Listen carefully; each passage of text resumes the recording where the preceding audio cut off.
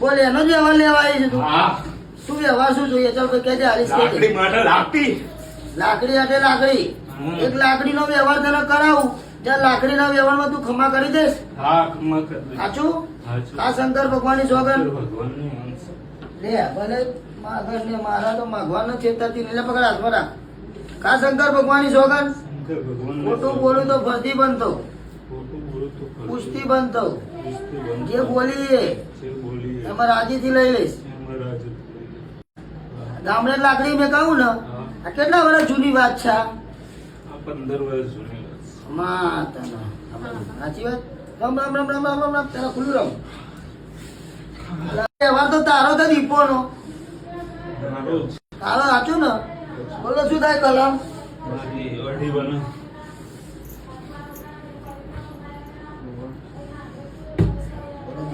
તારું નામ શું? હરખી છે. અરકીબેનની.